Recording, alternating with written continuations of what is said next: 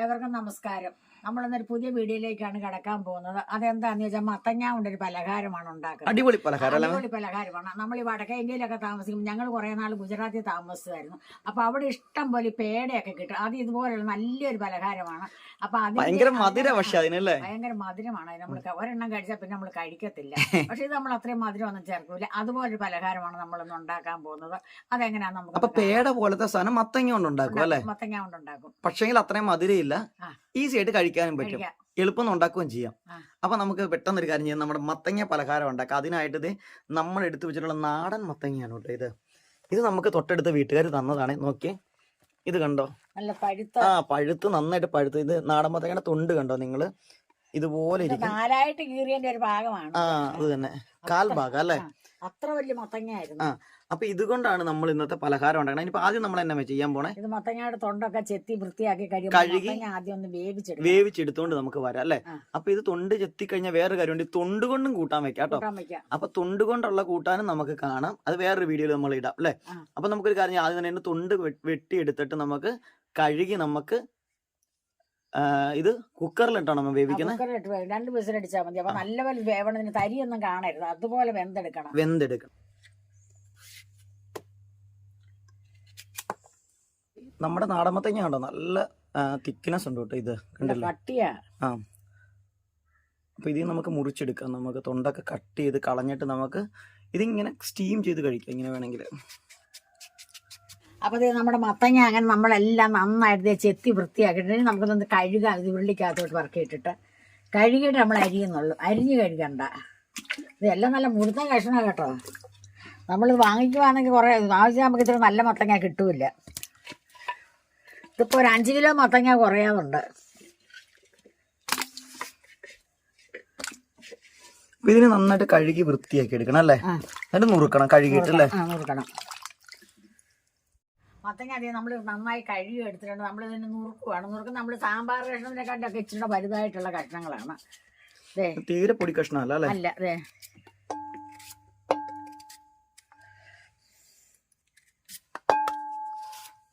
അപ്പം മുഴുവൻ മത്തങ്ങ നമുക്ക് ഈ ഒരു കഷ്ണം, ഇതിന് വലിയ ഷേപ്പ് ഒന്നും വേണ്ട, കാരണം ഇത് കുക്കറിലിട്ട് വേവിക്കാനുള്ളതാണ്. അതുകൊണ്ട് ആ ഒരു പരുവത്തിൽ അങ്ങ് നുറുക്കിയാൽ മതി അല്ലേ? വേവിച്ചുടക്കണം. അപ്പൊ അതുകൊണ്ട് തന്നെ ഇതിന് അളവും തൂക്കമൊന്നും വേണ്ട. കഷ്ണത്തിന് കുക്കറിലിടാൻ പാകത്തിന് അങ്ങോട്ട് മുറുക്കുക. പച്ചക്ക് തിന്നാൻ നല്ല രുചിയാട്ടോ. അമ്മ തിന്നുകൊണ്ടിരിക്കുന്ന മത്തങ്ങയാണ് കേട്ടോ. പച്ചക്ക് കാണിച്ച ഒരു കഷ്ണം കാണിച്ചമ്മ.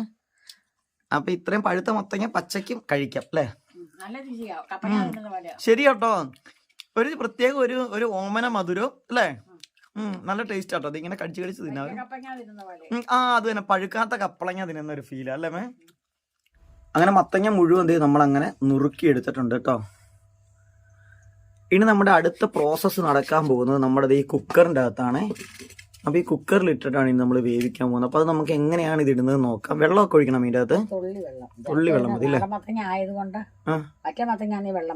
വേണ്ട. ഓ, നമ്മളൊരു തരി ഉപ്പ് നമ്മൾ കുക്കറിന്റെ അകത്ത് നമ്മളിത് വേവിക്കുന്നതിന് മുമ്പ് ഇട്ടിട്ടുണ്ട്. ഇനി എന്നാ ചെയ്യുന്നത്? ഒരു 2 കുടം വെള്ളം.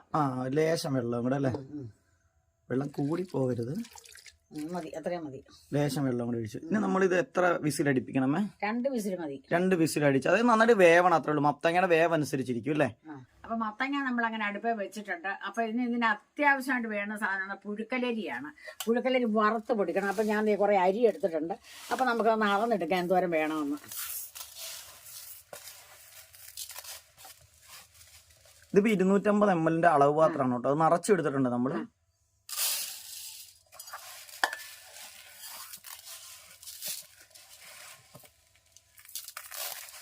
ഒരു 600 അല്ലെ 700 ml ഉണ്ട് അല്ലേ? രണ്ട് പാത്രമായി. 3 പാത്രം കാണുമേ? 3 പാത്രം വേണ്ട, 2 പാത്രം മതി അല്ലേ? അപ്പൊ ഒരു 500 ml പാത്രത്തിനകത്തത് ഇത്രയും അരി മതി കേട്ടോ നമുക്ക് എടുത്തത് അല്ലേ? അപ്പൊ ഈ അരി നമുക്ക് നന്നായിട്ടിന് സാധാരണ വറക്കണ പോലെ അല്ലേ വറക്കണ്ടേ? സാധാരണ അരി വറക്കുന്ന പോലെ വറുത്തെടുക്കണം. വറുത്ത് പൊടിക്കണോ? അത് മിക്സിക്കകത്ത് പൊടിക്കണോ അതോ കല്ലേ പൊടിക്കണോ? കല്ലേ പൊടിക്കുമ്പോ തരി വരും. തരി വരാൻ പാടില്ല ഇതിന്. അപ്പോൾ നമ്മൾ മത്തങ്ങ അടുപ്പേ വെച്ചിട്ടുണ്ട്. അത് വേകുമ്പോഴത്തേക്ക് നമുക്ക് അടുത്ത് ഇതിനകത്ത് ഇറങ്ങുന്ന ഒരു പരിപാടിയാണ് നമ്മൾ അരി വറുത്ത് പൊടിക്കുക എന്ന് പറഞ്ഞത്. ഒരു സാധാ അരിയല്ല, സാധാ പുഴുക്കലരി അല്ലേ? കുത്തരിയാ. കുത്തരി വേണം, പച്ചരി ഒന്നും പറ്റത്തില്ല. പച്ചരിയൊന്നും കൊള്ളൂല്ല. ഇത് നമ്മള് അടുപ്പായിട്ട് നന്നായിട്ട് വറക്കണം. വറുത്തെടുത്തിട്ട് നമുക്ക് നല്ല തണുക്കുമ്പോ മിക്സിക്കകത്ത് അങ്ങ് പൊടിച്ചെടുക്കണം. നന്നായിട്ട് പൊടിച്ചെടുക്കണം. നല്ല പൗഡർ പോലെ നന്നായിട്ട് പൊടിച്ചെടുക്കാം അല്ലേ? അപ്പൊ ഒരു കാര്യം നമുക്ക് അരി വറക്കാം, അത് തണുത്ത് കഴിഞ്ഞ് മിക്സിയിലിട്ട് പൊടിച്ചെടുക്കാം അല്ലേ? പൊടിക്കണം. അപ്പൊ നമ്മൾ രണ്ടായിട്ടാണ് വറക്കുന്നത്.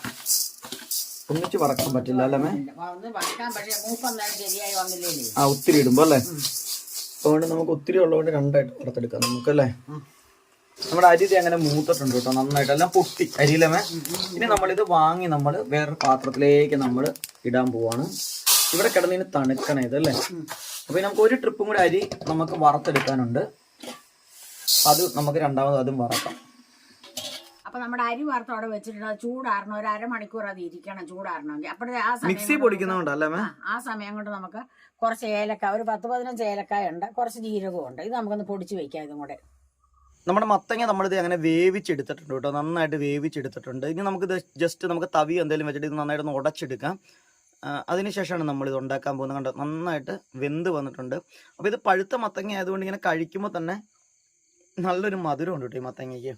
നമ്മുടെ ഈ ഒരു ഉരുളിയിലാണ് കേട്ടോ നമ്മൾ ഉണ്ടാക്കാൻ പോകുന്ന ഈ സംഭവം. അപ്പോൾ അതുകൊണ്ട് തന്നെ ഉരുളിക്കകത്തേക്ക് നമുക്ക് ശർക്കരയൊക്കെ ജസ്റ്റ് നമ്മൾ ഉരുക്കി പാനിയാക്കി വെച്ചിരിക്കുന്ന ശർക്കര ഇതില്ലമ്മേ, നമ്മൾ അരിച്ച് വെച്ചേക്കുന്ന ശർക്കരയാണ്. അപ്പോൾ ആ ശർക്കര നമുക്ക് ഇതിൻ്റെ അകത്തേക്ക് ഇട്ട് കൊടുക്കാം. അതിനുശേഷം നമുക്ക് അടുപ്പിലേക്ക് വെക്കാം കേട്ടോ, അല്ലെങ്കിൽ അമ്മയ്ക്ക് ഇങ്ങനെ അടുപ്പിലേക്ക് എടുത്ത് വെക്കാനായിട്ട് പാടായതുകൊണ്ട് നമ്മളിതെല്ലാം ഈ ശർക്കരയൊക്കെ ഇതിൻ്റെ അകത്തേക്ക് ഒന്ന് മിക്സ് ചെയ്തതിന് ശേഷമാണ് എടുത്ത് വെക്കുന്നത്. അപ്പോൾ ഇതാണ് നമ്മുടെ മത്തങ്ങയുടെ മിക്സ്. ഇതാണ് കേട്ടോ, നമ്മൾ നന്നായിട്ട് ഉടച്ച് നന്നായിട്ട് എടുത്തതാണ് ഈ മിക്സ്. അപ്പോൾ തരിയൊന്നും ഇല്ലാണ്ട് ഉടച്ചെടുത്തു. ഇനി വേണമെങ്കിൽ നിങ്ങൾക്ക് മിക്സിക്കകത്ത് വേണമെങ്കിൽ ഒന്ന് കറക്കി എടുത്താലും കുഴപ്പമൊന്നുമില്ല, ഉടച്ചാലും നന്നായിട്ട് വെന്ത് കഴിഞ്ഞാൽ നന്നായിട്ട് ഉടഞ്ഞ് കിട്ടും. ഈ ഉടയ്ക്കുമ്പോൾ ഉടയാനായിട്ട് ബുദ്ധിമുട്ടുണ്ടെങ്കിൽ നിങ്ങൾ ജസ്റ്റ് ഒന്ന് കറക്കി എടുത്താലും മതി കേട്ടോ. നമ്മൾ ഈ ഉരുളിക്കകത്താണ് ഇനി നമ്മളുടെ ഈ ഒരു പലഹാരം നമ്മൾ ഉണ്ടാക്കാൻ പോകുന്നത്. അതിനായിട്ട് നമ്മൾ ഉരുളിക്കകത്തേക്ക് നമ്മൾ ശർക്കര നമ്മൾ എടുത്തിട്ടുണ്ട്. ഈ ശർക്കര നമ്മൾ പാനിയാക്കി അരിച്ച് വെച്ച ശർക്കരയാണ് കേട്ടോ. വീണ്ടും ഇരുന്നപ്പോൾ അത് കട്ട് ചെയ്തതാണ്. എന്നാലും ഇതിൻ്റെ അകത്തെ കല്ലും കരടും ഒക്കെ നമ്മൾ കളഞ്ഞ് വൃത്തിയാക്കി എടുത്തിട്ടുള്ള ശർക്കരയാണ് കേട്ടോ. ഒപ്പം നമ്മുടെ ഇതാണ് കേട്ടോ നമ്മുടെ മിക്സ്. അപ്പോൾ ഇതൊക്കെ എടുത്ത് വെച്ചതിന് ശേഷം നമുക്ക് നമ്മുടെ അടുപ്പിലേക്ക് വെക്കാം, അല്ലെങ്കിൽ നമുക്ക് എടുത്ത് വെക്കാനൊക്കെ ആയിട്ട് പാടായിരിക്കും ഇടാനായിട്ട്. അപ്പോൾ ഇനി നമ്മൾ അടുപ്പേ വെച്ചിട്ടാണ് ഇത് ഉണ്ടാക്കാൻ പോകുന്നത്. അപ്പോൾ നമ്മളൊരു 3/4 കിലോ ശർക്കര ഇതിനകത്ത് ഇട്ടിട്ടുണ്ട്. മധുരം പോരായെങ്കിൽ പിന്നെ നമുക്ക് ഉരുക്കി വെച്ച ശർക്കര ഇട്ടിട്ടാം. പക്ഷെ ഇപ്പം ഇത്ര ഇട്ടിട്ടുള്ളൂ. നമ്മൾ ഒരുപാട് മധുരമായാലും കൊള്ളത്തില്ല, ഒത്തിരി മധുരമായി കഴിഞ്ഞാൽ മധുരമായ ഒരു കരിപ്പ. നമ്മുടെ മത്തങ്ങായിക്കും മധുരമുണ്ട്. അപ്പൊ ലാസ്റ്റ് മധുരം നോക്കിയിട്ട് നമുക്ക് ചേർക്കാം അല്ലേ? വേണമെങ്കിൽ കുറവാണ്. ഇപ്പൊ ഒരു 3/4 കിലോ നമ്മൾ ഇട്ടിട്ടുണ്ട് അല്ലേ? അപ്പൊ നമുക്ക് ശർക്കരക്കകത്ത് കുറച്ച് നെയ്യ് അങ്ങോട്ട് ഒഴിക്കാം. നെയ്യ് വീണ്ടും ഇടയ്ക്ക് വേണമെങ്കിൽ നമുക്ക് ഇടയ്ക്ക് ചേർത്ത് കൊടുക്കാം അല്ലേ? നമ്മളിത് മിക്സ് ചെയ്തുകൊണ്ടിരിക്കുന്നതിന്റെ ഇടയ്ക്ക് ഇപ്പൊ നമ്മൾ ഇത്രയും നെയ്യ് നമ്മൾ ചേർത്ത് കൊടുത്തിട്ടുണ്ട് അല്ലേ? നെയ്യ് കൂടി ഇരിക്കട്ടെ, ആവശ്യമുണ്ടെങ്കിൽ ചേർക്കാം അല്ലേ? ശർക്കരയിലേക്ക് നെയ്യും കൂടി ഇട്ട് നമ്മളിത് നന്നായിട്ട് മിക്സ് ചെയ്ത് നന്നായിട്ടൊന്ന് ഉരുകി മിക്സപ്പ് ആവട്ടെ അതല്ലേ? അപ്പൊ നമ്മുടെ ശർക്കര ഉരുക്കിക്കൊണ്ടിരിക്കുമ്പോൾ ഒരു കാര്യം പറയാം. നമ്മൾ കുറച്ച് തേങ്ങ എടുത്ത് വെച്ചിട്ടുണ്ട്. ഇത് 2 ചെറിയ തേങ്ങ ഫുള്ളായിട്ട് ചിരണ്ടി, അത്രയും തേങ്ങയുണ്ട് കേട്ടോ. നമ്മൾ കുറച്ച് ഒത്തിരി കനക്കയല്ല ചിരണ്ടിയത്, 2 തേങ്ങയുണ്ട്, 2 ചെറിയ തേങ്ങയാണ്. അപ്പൊ തേങ്ങ ചിരണ്ടിയിലാണോ മിനി ഇടാൻ പോകുന്നത്? വരട്ടണം അല്ലേ? അല്ലാണ്ട് തേങ്ങ വറക്കൊന്നും ചെയ്യണ്ട, നേരെ ഈ ശർക്കര പാനിയിലേക്ക് തേങ്ങ അങ്ങ് ചേർത്ത് കൊടുക്കണം അല്ലേ?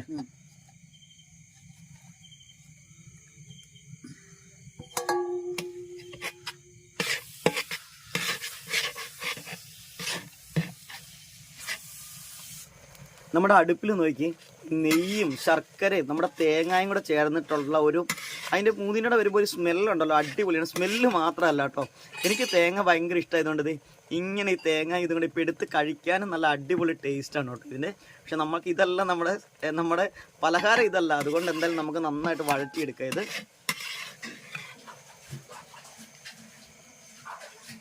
അപ്പോൾ നോക്കി നല്ല അടിപൊളിയായിട്ട് നമ്മുടെ ആ ഒരു തേങ്ങയും നെയ്യും ശർക്കരയും കൂടെ നന്നായിട്ട് വഴണ്ടി വന്നിട്ടുണ്ട്. ഇനിയിപ്പോൾ നമ്മുടെ മത്തങ്ങ ഇതിലേക്ക് ചേർത്ത് കൊടുക്കാൻ പോവാം കേട്ടോ. മത്തങ്ങയുടെ മിക്സും കൂടെ ഇതിലേക്ക് ഇട്ടിട്ടുണ്ട്. തേങ്ങയ്ക്കകത്തും അധികം വലിയ കനക്കൊന്നും തേങ്ങ ചിരണ്ടി ഇടരുത് കേട്ടോ. കാരണം വെച്ചാൽ കനക്കി ഇട്ട് കഴിഞ്ഞിട്ടുണ്ടെങ്കിൽ അത് വഴണ്ടി വരാൻ ഭയങ്കര പാടായിരിക്കും. അതുപോലെ തന്നെ മുഴുവൻ തേങ്ങയൊന്നും വീഴാതെ നോക്കണം. അങ്ങനെ നമ്മുടെ പലഹാരത്തിന് വേണ്ടി നമ്മൾ നന്നായിട്ട് മിക്സ് ചെയ്ത് ഇളക്കി എടുത്തുകൊണ്ടിരിക്കുകയാണ് കേട്ടോ. അപ്പോൾ ഈ ഒരു പരുവത്തിലാകുമ്പോഴത്തേക്ക് നമുക്ക് വേണമെങ്കിൽ നമുക്ക് ഇതിനെ മധുരമൊക്കെ നോക്കാം, ശർക്കരയൊക്കെ. അപ്പോൾ ശർക്കര മധുരമൊക്കെ നോക്കിയതിന് ശേഷം കുറവാണെന്നുണ്ടെങ്കിൽ വീണ്ടും നമുക്ക് ചേർത്ത് കൊടുക്കാം.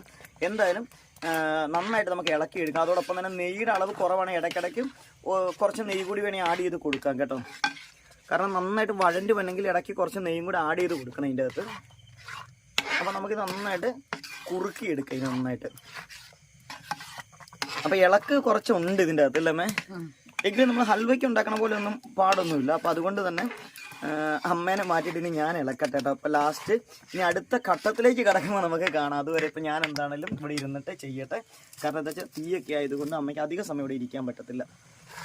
ഇപ്പം നമ്മുടെ ഈ ഒരു മിക്സിൻ്റെ വെള്ളമൊക്കെ നന്നായിട്ട് വറ്റിയിട്ടുണ്ട് കേട്ടോ. ഏകദേശം ഒരു പരുവത്തിലേക്ക് മാറിയിട്ടുണ്ട്. ഇനിയിപ്പോൾ അടുത്ത ഘട്ടത്തിലേക്ക് നമ്മൾ കിടക്കുമെന്ന് കാണിച്ചമേ.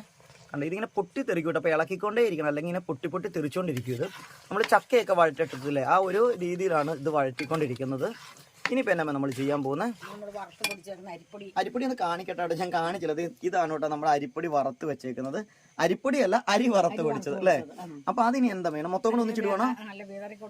കുറച്ച് കുറച്ചായിടുന്നേ അല്ലേ? ഓ ആ, അപ്പൊ അമ്മ വിതറും, ഞാൻ ഇളക്കും. ഓക്കെ, അങ്ങനെ കുറച്ച് കുറച്ചിട്ടിട്ട് നമ്മൾ ഇത് ഇളക്കി ഇളക്കി മിക്സ് ചെയ്തെടുക്കണം. ഞാൻ ഒരു കയ്യിൽ ക്യാമറയും ഒരു കയ്യിൽ ചട്ടുകവും പിടിച്ചുകൊണ്ടാണ് കേട്ടോ ചെയ്യുന്നത്. അപ്പോൾ ഇതിൻ്റെ ഇപ്പം ഞാൻ കട്ട് ചെയ്യാതെ കേട്ടോ കാണിക്കുന്നത്. എന്താ വെച്ചാൽ നിങ്ങൾക്കൊന്ന് കാണാൻ വേണ്ടിയാണ്. കാരണം ഇങ്ങനെ ഈ രീതിയിൽ കണ്ടോ കുറച്ച് കുറച്ച് ഇട്ട് കൊടുത്തിട്ട് ഇതിന് ടൈറ്റായി വരണം നമ്മുടെ ഈ ഒരു മിക്സ് അല്ലേ.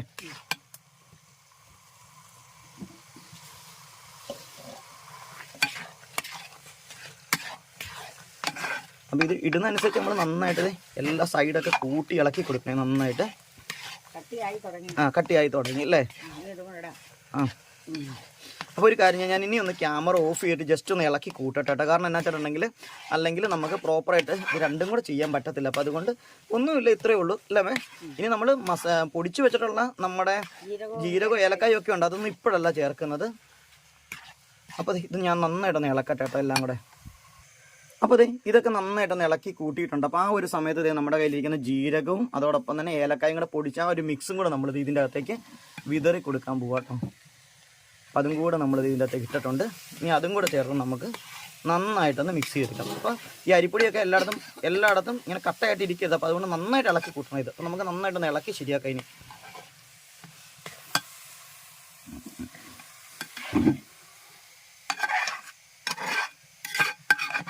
നമ്മളിത് തീയൊക്കെ കുറച്ചിട്ടിട്ട് വീണ്ടും നന്നായിട്ട് ഇളക്കി സെറ്റായിട്ടുണ്ട് കേട്ടോ.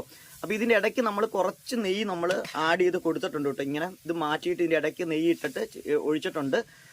കാരണം എനിക്ക് രണ്ടും കൂടെ ചെയ്യുന്നത് കൊണ്ടേ ഇളക്കലും വീഡിയോയും കൂടി എടുക്കാൻ പറ്റാത്തതുകൊണ്ടാണ് അതൊക്കെ എടുക്കാമായിരുന്നത്. അപ്പോൾ ഒത്തിരി നെയ്യൊന്നും വേണ്ട. ഒത്തിരി നെയ്യായി കഴിഞ്ഞാൽ നെയ്യുടെ ഒത്തിരി മക്ക് ചൊവയാവും. അപ്പോൾ അങ്ങനെ ഒത്തിരി നെയ്യൊന്നും വേണ്ട. ലേശം ഒരു ടീസ്പൂൺ നെയ്യ് ലാസ്റ്റ് ഒന്ന് ചേർത്തു, അത്രയേ ഉള്ളൂ കേട്ടോ. അപ്പോൾ അത് നന്നായിട്ട് ഇളക്കി കൂട്ടി ഇത് സെറ്റായിട്ടുണ്ട്. ഇനി നമുക്ക് എന്തായാലും വാങ്ങാം അല്ലേ വാങ്ങിക്കോട്ടെ.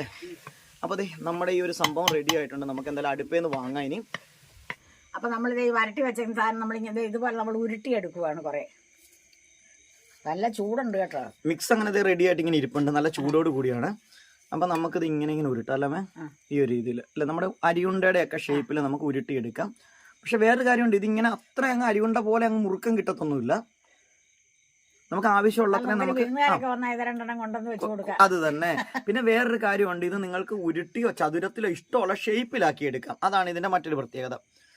ഇനി നമ്മളിത് ചെയ്തതിന് ശേഷം എന്താ ചെയ്യണമെന്ന് അറിയാം. നമ്മളിത് ഉരുട്ടിയെടുത്തതിന് ശേഷം നമ്മുടെ വൈറ്റ് എള്ളുണ്ട് കേട്ടോ. അപ്പം നമുക്ക് ആ വൈറ്റ് എള്ള് വേണമെങ്കിൽ കുറച്ച് എടുത്തിട്ട് വിതറി കൊടുക്കാം, അല്ലെങ്കിൽ അതിൻ്റെ മുകളിലൂടെ നമുക്കൊന്ന് ടച്ച് ചെയ്ത് കൊടുത്താൽ ഒന്ന് ഉരുട്ടിയെടുത്താലും മതി കേട്ടോ. അപ്പോൾ ആ ഒരു ഭംഗി കിട്ടും അതിന്.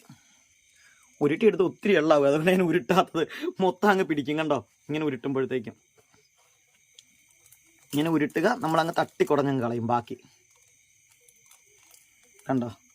അപ്പോൾ അത് ഇങ്ങനെ നല്ല ഭംഗിയിൽ കിട്ടും. ഇങ്ങനെ കണ്ടില്ലേ. അപ്പോൾ നോക്കി നമ്മുടെ മത്തങ്ങ പലഹാരം അങ്ങനെ റെഡി ആയിട്ടുണ്ട് കേട്ടോ. നമ്മളിതിങ്ങനെ ബോൾ പോലെ ആക്കിയിട്ട് ഇപ്പം ഞാനും അമ്മയും കൂടെ ഇത് ബോൾ പോലെ പിടിച്ചുകൊണ്ടിരിക്കുവായിരുന്നു. ഇങ്ങനെ ബോൾ പോലെ ആക്കി നമ്മൾ വെച്ചിട്ടുണ്ട്. ഇത് ബോൾ ഷേപ്പ് വേണമെന്നില്ല, നിങ്ങൾക്ക് ഇഷ്ടമുള്ള ഷേപ്പ് ആക്കാം അല്ലേ. ഇപ്പോൾ ഞങ്ങൾ പിടിച്ചുകൊണ്ടിരിക്കുവാണ് കേട്ടോ. ഇത് ഉണ്ട ഉരുട്ടിക്കൊണ്ടിരിക്കുന്ന പരിവാണ്. ബോളോ ചതുരോ ഇനി ഇതിങ്ങനെ കയ്യിലിങ്ങനെ പീച്ചിട്ട് ആ ഷേപ്പിലോ എങ്ങനെ വേണമെങ്കിലും ആക്കാം. ഏത് ഷേപ്പിൽ വേണേലും ആക്കി നമുക്കത് ഇങ്ങനെ വെക്കാം. അപ്പോൾ ഇത് ബാക്കി ഞങ്ങൾ ഉരുളിയിലിരിക്കും. ഉരുളി തന്നെ എടുത്ത് വെക്കുവാണ്. അപ്പോൾ നമ്മൾ ഇത്രയാണ് കേട്ടോ നമ്മൾ ഇന്ന് സെറ്റ് ചെയ്ത് വെക്കുന്നുള്ളൂ. കണ്ടോ, ബാക്കി നമുക്ക് ഫ്രിഡ്ജിൽ വെച്ചേക്കാനാണ്. ഇത് എത്ര നാളിരുന്നാലും ഈ മിക്സ് ഇരുന്നോളും. അപ്പോൾ നമുക്ക് ആരെങ്കിലും വിരുന്നുകാരൊക്കെ വരുവാണെങ്കിൽ എന്താണെന്നറിയാം, ആ സമയത്ത് നമ്മൾ ഈ മിക്സ് എടുക്കുക. കണ്ടില്ലേ, ഈ മിക്സ് അന്നേരം എടുത്തിട്ട് നമുക്ക് ഏത് ഷേപ്പിലാണോ വേണ്ടത് അങ്ങനെ ഉരുട്ടിയെടുക്കാം നമുക്ക്. കാരണം ഇപ്പം തന്നെ ഇത് ഉരുട്ടണം നിർബന്ധമില്ല അല്ലേ മേ, പിന്നെ എടുത്ത് ഉരുട്ടിയാലും മതി. അപ്പം നമുക്ക് ആരെങ്കിലും വരുമ്പോൾ ഇങ്ങനെ ഉരുട്ടി വെച്ചിട്ടുണ്ടെങ്കിൽ നമുക്ക് എടുത്തു വെക്കാനൊക്കെ പാടില്ലേ, ഫ്രിഡ്ജിലൊക്കെ എടുത്തു വെക്കാനായിട്ട്. അപ്പം ഇത് കണ്ടില്ലേ, ഇത് വൈറ്റ് എള്ളാണ് കേട്ടോ നമ്മൾ ഈ പുറമെ പുരട്ടിയിരിക്കുന്നത്. അപ്പം നമുക്ക് ആരെങ്കിലും വരുവാണെങ്കിൽ അന്നേരം നമുക്ക് എടുത്തിട്ട് ഇതുപോലെ സെറ്റ് ചെയ്ത് കൊടുക്കാം. ഇനി എങ്ങനെ വേണമെങ്കിലും നിങ്ങൾക്ക് നേരത്തെ ഉരുട്ടി വെക്കുക, എന്ത് വേണമെങ്കിലും ചെയ്യാം. അപ്പോൾ എന്തായാലും എന്ത് ചെയ്യും, നമ്മുടെ പലഹാരം അങ്ങനെ റെഡി ആയിട്ടുണ്ട് എന്താണേലും.